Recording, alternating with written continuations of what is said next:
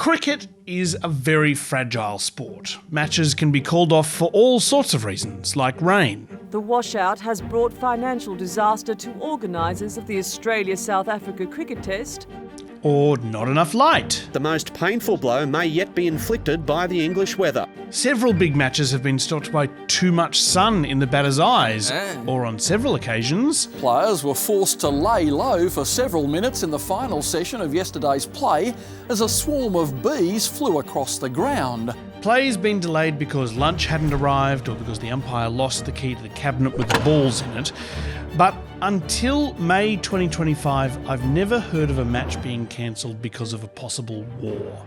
So basically the whole stadium in the middle of the game was evacuated and it was very scary. Pakistani airstrikes caused the sudden cancellation of an Indian Premier League match. It was terrifying for Elisa Healy and husband Mitchell Stark, who were in Dharamsala when Stark's game was abruptly abandoned. It started with a terror attack on Indian tourists and escalated with missile strikes.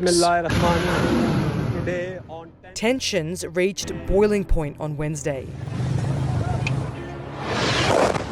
when India launched airstrikes on Pakistan and Pakistani-held territory.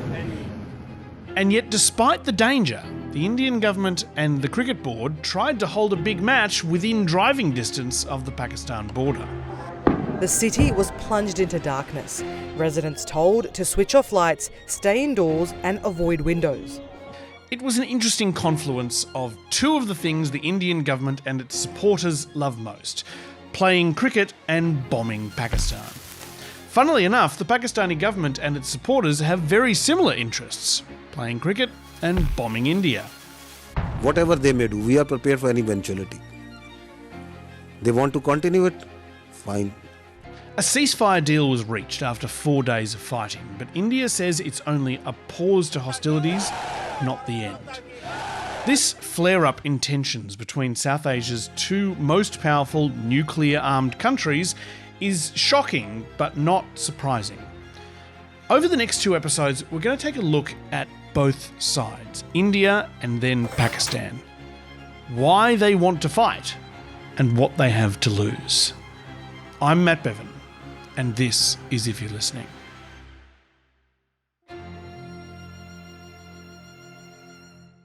India and Pakistan have been fighting over the same patch of land for nearly 80 years. A storybook land, steeped in ancient ways and thrust into modern times.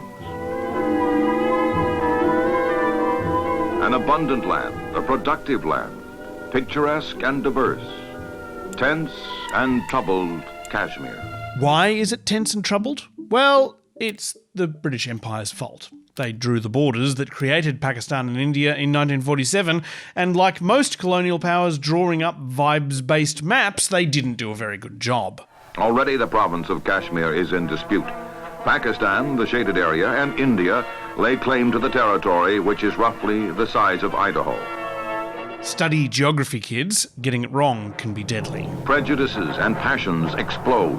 Neighbor against neighbor, Hindu against Muslim, in an unholy war that takes more than 500,000 lives.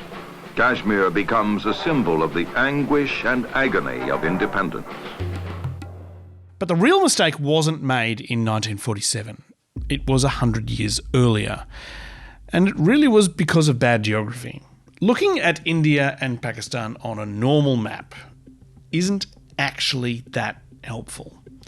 The best way to understand the situation is to look at them on a topographic map. And remember that mountains are annoying for multiple reasons.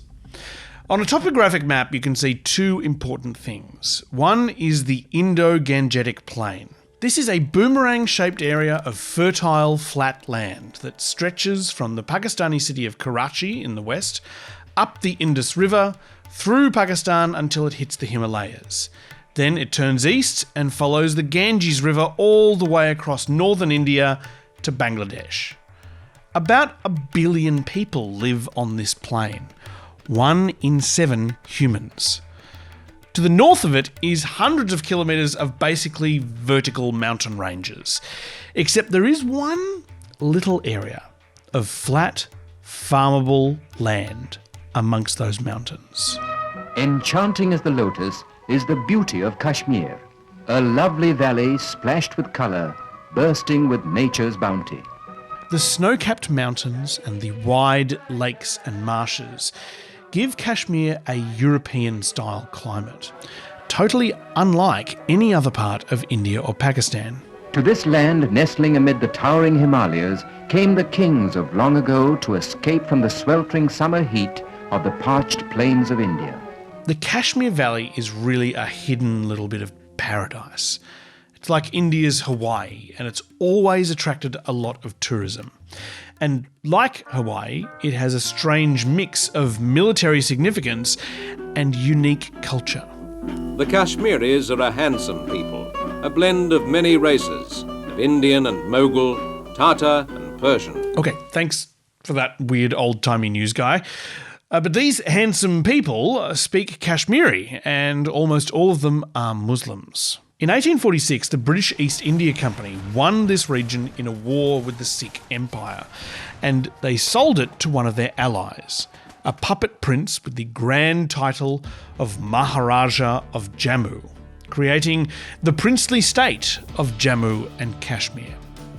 The problem is, the city of Jammu isn't in the Kashmir Valley. It's around 260 kilometres away, or 26 hours by pony, right down on the Indo-Gangetic Plain. The people who live there are Hindus, and they don't speak Kashmiri. It's kind of like putting the mayor of San Francisco in charge of Hawaii, if the mayor of San Francisco was carried around from place to place on an elephant with a throne saddle. When India and Pakistan gained independence in 1947, both sides wanted control of the valley. India insists that Kashmir has been and must be an integral part of the Indian nation. Muhammad Ali Jinnah, Pakistan's leader, points out that 80% of Kashmir's population is Muslim. So who would take ownership over the territory, India or Pakistan? Theoretically, it was up to the Maharaja to decide. The Hindu ruler of predominantly Muslim Kashmir opted for India. In the rioting between Muslims and Hindus that followed, an estimated 500,000 people were killed.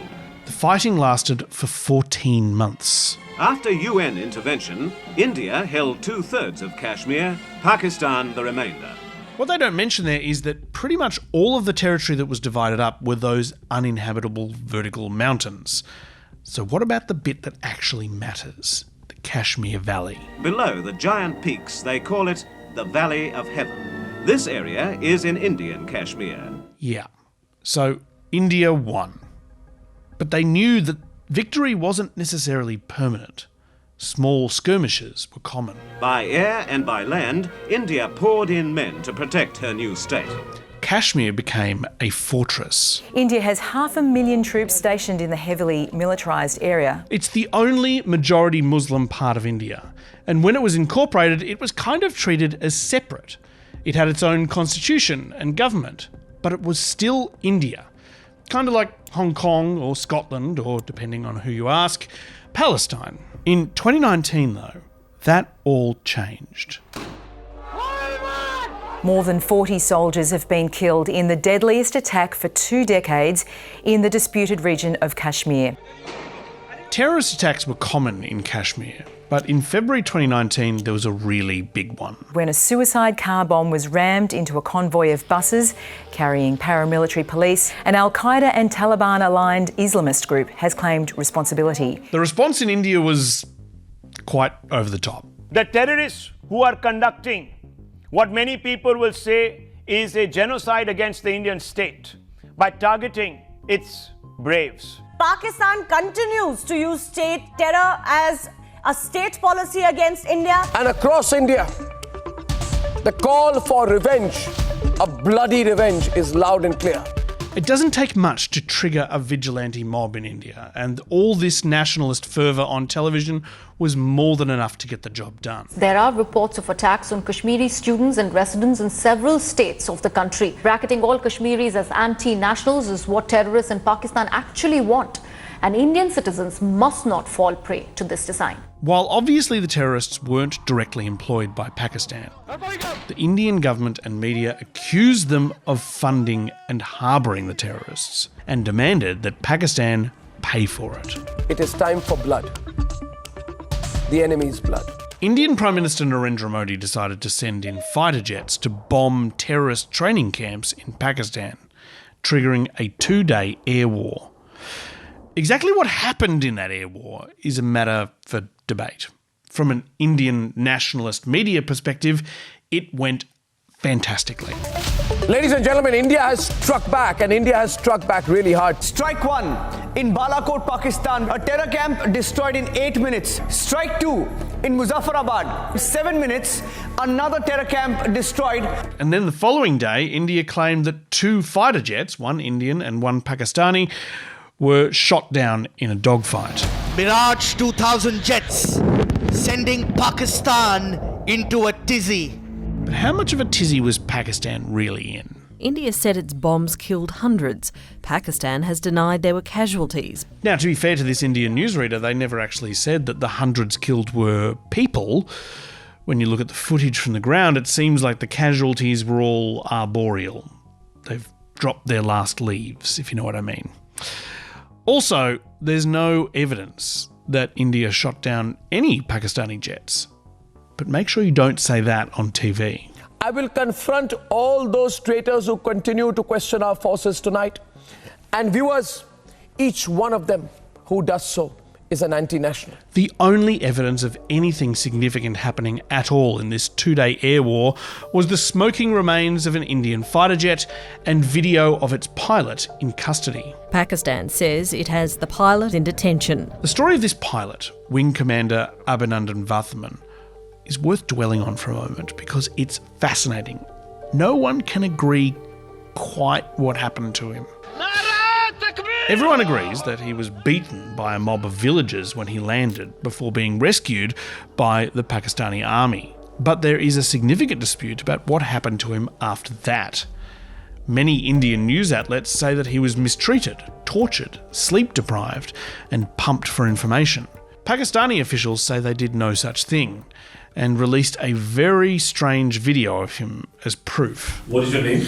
Wing Commander Abhinandan. Okay. I hope you have been treated well over here with us. Yes, I have, and I would like to put this on record. And I will not change my statement if I go back to my country also. Ah, yes. What a normal thing for a person to say. I always declare in normal conversations that I won't change my statements in the future. The officers of the Pakistani army have looked after me very well. They are thorough gentlemen. I hope you like the tea. The tea is fantastic, thank you. Now, if you give me a fantastic tea, I'll sing like a bird. But Abhinandan kept his trap shut under questioning. Which aircraft you were flying? I'm sorry, Major. I'm not supposed to tell you this, but I'm sure you found the wreckage. And what was your mission? I'm sorry, I'm not supposed to tell you this. Of course, that did the job, and everyone in India was satisfied that he was being very well treated. You know, they faked a video about him having tea. In another video released by the Pakistan government, the pilot accused the Indian media of sensationalising and misleading people. But the Indian media wasn't impressed by that either. Surely, he was being coerced. Abhinandan was in Pakistani custody for 2.5 days before he was released back to India. And by the time he arrived home, he was a national hero. We're finally getting you the first visuals of Wing Commander Abhinandan reaching the Wagah border right now. And there on your screens, the hero finally comes back home. Adlab, yes. Again, 2.5 days is how long he was a prisoner for.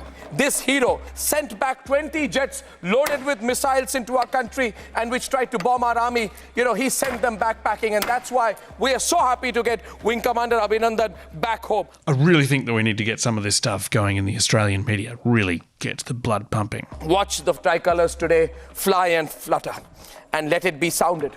Let it sink in this country that with Wing Commander Abhinandan back in this country, with this resolve of 1 billion bound together, this will now be the beginning for the enemies of this great nation. Sorry, I'm just Googling if I can join the Indian Army. 1 second. But there are emotions today, therefore, of India's deep and abiding resolve to conquest and conquer anything, and always to put India first. The Indian people fully embraced Abhinandan.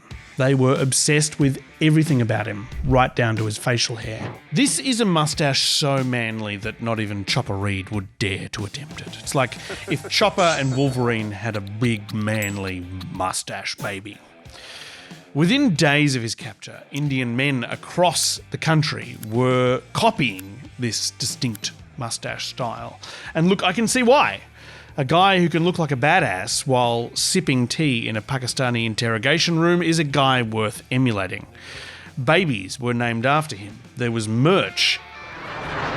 There have been multiple movies and TV shows made about his 2 days detained in Pakistan.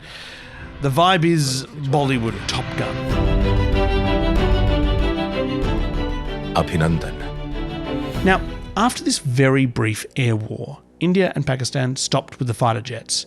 But India wasn't done with Kashmir. It's time, high time, that the world understands the gravity of the situation. The Indian government rewrote the constitution to revoke the autonomy over its affairs that Kashmir had enjoyed for 70 years and placed the Kashmir Valley under lockdown.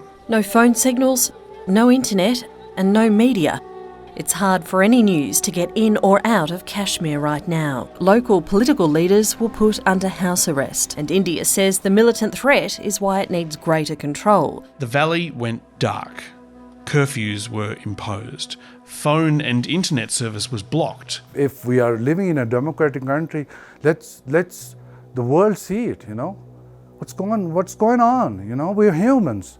Of course we are Muslim, but apart from that, we are humans. Phone service resumed after 72 days. Internet service resumed after 18 months. Tourists were kept out of the valley for nearly 2 years. When they eventually returned, locals resumed what they had been doing for years, helping tourists have a good time and not bothering them with politics. Until May 2025. Rishi Bhatt is a tourist from Gujarat state on India's west coast who took his family to see the incredible sights of Kashmir. While in the valley, he decided to take a zipline ride across a famous picturesque touristy meadow. As he zips along holding his selfie stick and grinning, you start to hear loud bangs in the background. People start to run. Rishi's face starts to change as he slowly realises what's unfolding beneath him. When he got to the end of the zipline, he ran into the woods with his wife and son. He told a local news channel that he saw other people being shot by men dressed as security guards. There are 2 more couples. The terrorist came, he just spoke with them about the name and religion, and he fired. Just because I was on rope, my life was saved. The terrorists shot 25 Hindus and 1 Christian in the meadow that day. All of them were men. Now, this attack was far more disturbing to Indians than the one in 2019. These were civilians, tourists, and there had been a long-standing unwritten rule that tourists to Kashmir were left alone. The Indian government reacted in exactly the way you would expect. India carries out precision strikes on Pakistan military bases. The thing about this conflict is it's very simple to look at this from a Hindu nationalist point of view. According to them, the Kashmir Valley is part of India. Insurgents, many of whom have ties to Pakistan, keep attacking Indian soldiers and civilians.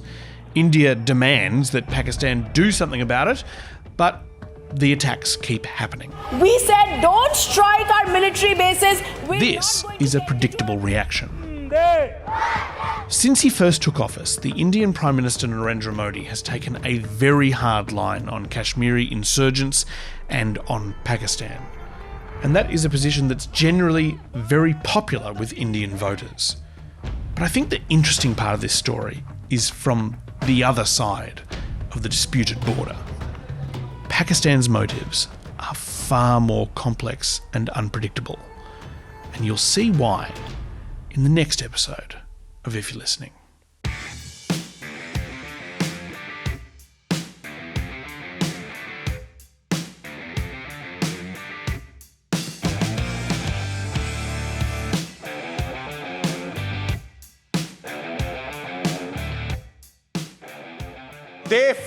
the video about him having tea